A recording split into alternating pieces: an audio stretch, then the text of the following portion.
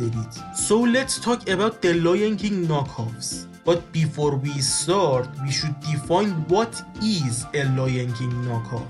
I could say a Lion King knockoff is a cartoon that is about a lion who is a king in Africa, but in that case the Lion King would be a Simba knockoff, which is not true.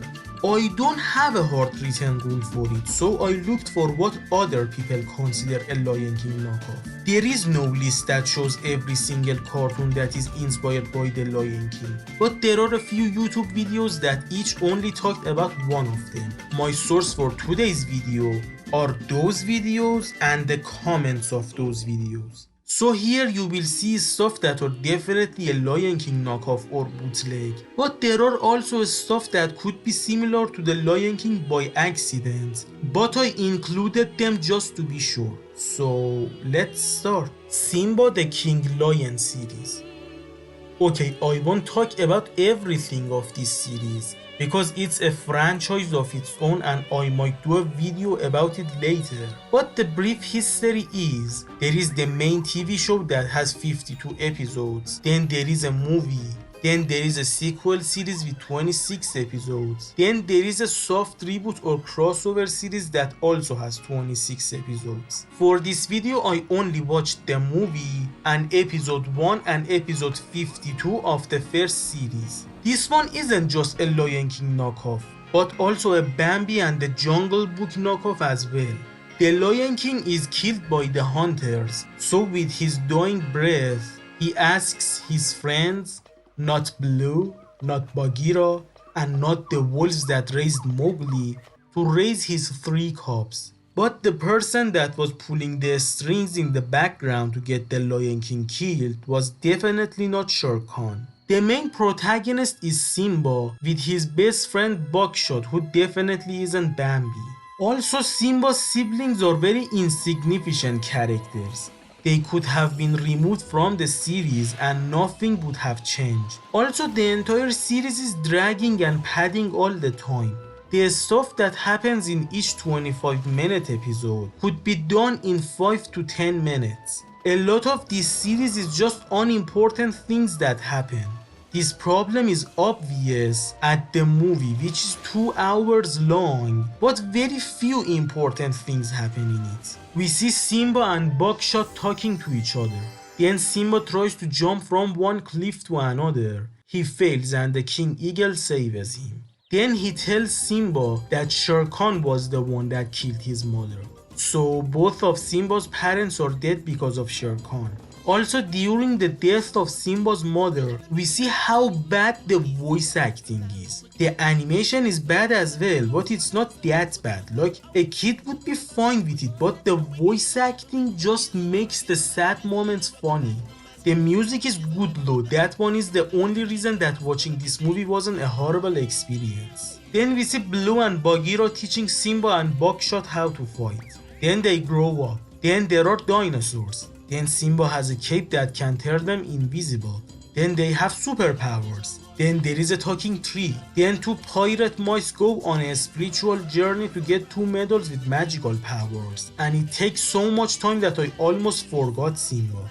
Then Simba's army fights Shere Khan's army. Then Simba falls in love and gets married. Then it's time for the final battle and it's very similar to the Lion King at some points. At first Simba is out for blood and it's brutal. I mean, obviously there is no blood, but I can just feel how painful it is. Then Simba wants to have mercy, but when Shere Khan refuses to learn his lessons, Simba kills him. Then there is the final episode and again barely anything happens. Simba is now a king with a queen and a son and daughter.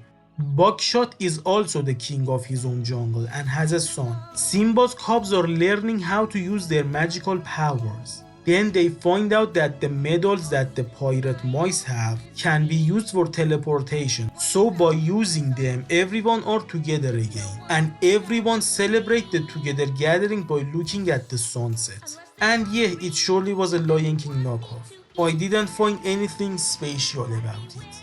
The Jungle King. This one was out literally 5 days after the Lion King. So this one isn't a Lion King knockoff. but it isn't anything interesting either. Young kids will probably like it, and there are a few funny moments here and there, but overall nothing special.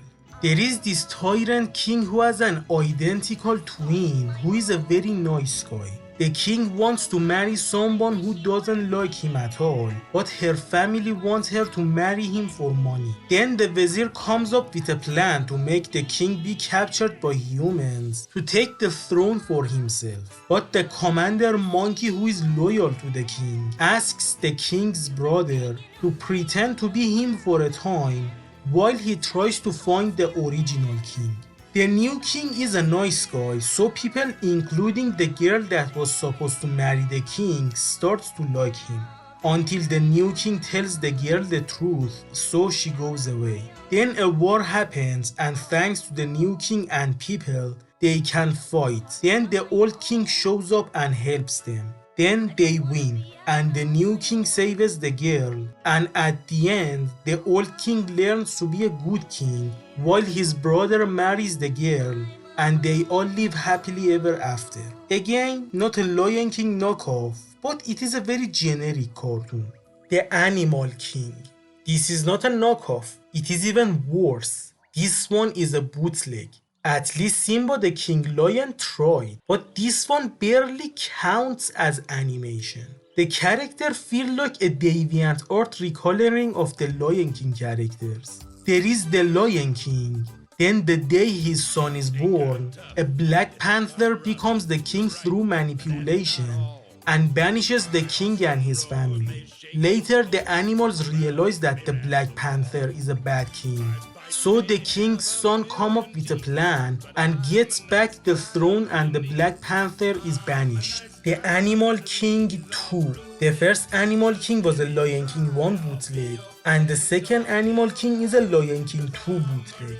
The king has a son, and now the banished Black Panther has a son as well. The cubs become friends, and guess what happens next? This series is so generic, it goes literally exactly according to how I predicted it. And it's so bad that a fanfiction written by a 4-year-old is better structured than this. And it's not in a so bad it's good way, because it's very boring. And I think these ones are actually cutscenes of PS2 games with very bad minigames, and they are definitely the worst video games ever, or at least the worst PS2 games ever. Also, this animation has so many other names like Son of the Lion King, or The Lion and the King, or The King of the Animals 2, because the previous movie is also known as King of the Animals 1. Animal Soccer War. And now the finale to the Dingo Pictures The Lion King PS2 trilogy. This one isn't a Lion King bootleg or knockoff, but the deviant or recoloring of the Lion King characters are still here, so I guess it counts. But it is just a boring and generic story about soccer/football and has no redeeming quality about it, I guess except for the Caddy Crest videos related to it. Little Lion King. This one is bad and boring, but also creepy. I don't want to talk about it, it's garbage and it deserves to be forgotten. I am going to watch something good now in order to forget this thing. Leo the Lion, King of the Jungle. Okay, I have actually watched this one when I was very young, but I had totally forgotten about it. And when a few days ago I watched it after like 18 years or something, I had one of the most nostalgic feelings ever. I think 2 years of my memories were unlocked by watching this cartoon. So be aware that me being positive on this cartoon could be because of nostalgia and not because of the quality of the cartoon. I think this one is the only cartoon on this list that you should watch. Also, this cartoon came out just around a month after The Lion King, so it probably is not a Lion King knockoff, or maybe it was inspired by the trailer of The Lion King. But even if it is a knockoff, it is still good. And also, I did not say it is just like The Lion King when I watched it as a king, so it probably stands out on its own as well. The animation, music, and voice acting of this cartoon is not great, but good enough if you ask me. The movie starts with a sunrise. Then Leo, the king of the jungle, emerges. We see him being a jerk to other animals. He is apparently a fallen hero type of character. I think he used to be a good king, but slowly his ego corrupted him. We see a lioness and her son. A hunter seemingly kills the mother with a gun, so the cub runs away. Then the animals are complaining to Leo about how the hunters are capturing them, but he doesn't care.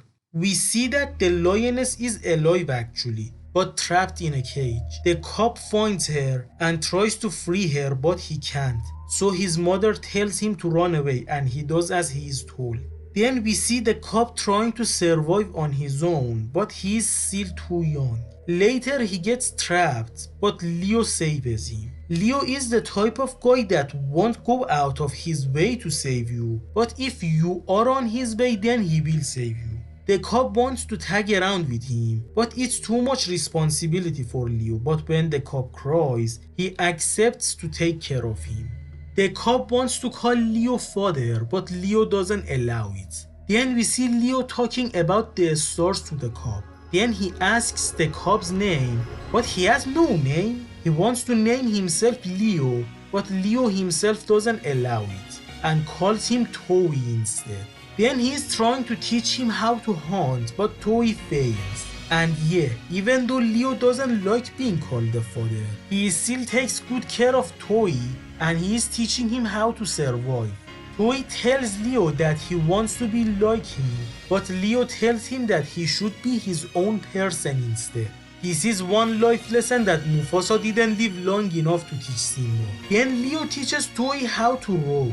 Then Leo and Toei are looking at the trapped animals. Toei wants to help, but Leo knows that only 2 lions are not enough to rescue them.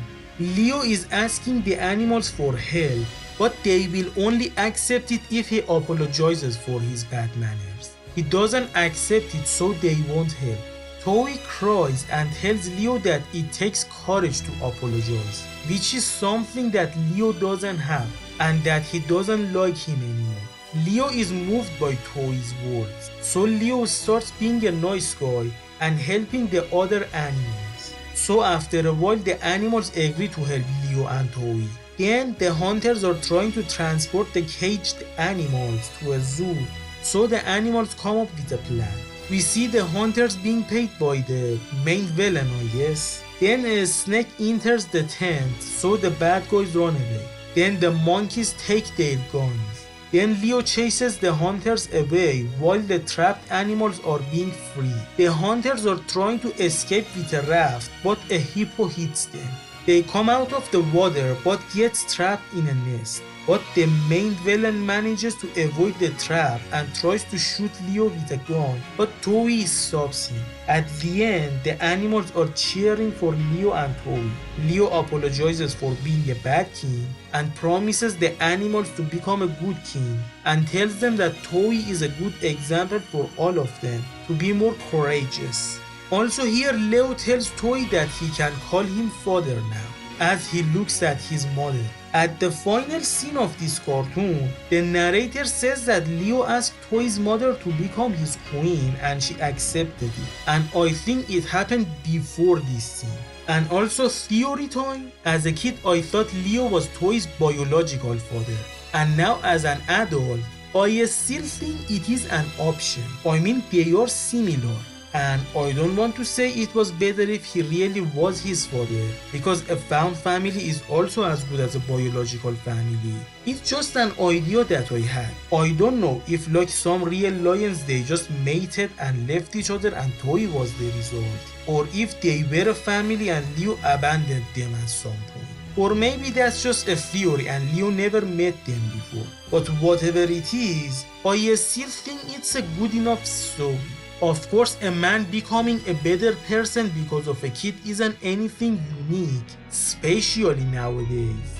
But it's still a cute story. Also, you could say this cartoon is too short, but I think actually 45 minutes is the perfect length for this cartoon. Of course, it could be longer to make the cartoon better, but not everything needs to be a masterpiece. I know my first video is about how important it is to teach life lessons to people in animations, but I think as long as a cartoon doesn't talk down to its audience, it's okay. As long as masterpieces are still being made, I am totally fine with cartoons that just tell simple stories and teach simple lessons. And also it's good that this movie just established two problems and solved them in a fast and easy way, because it just didn't need to take a longer time. I don't have the patience to watch a 2-hour long movie all the time, but I totally have the patience to watch a 12-hour long YouTube video.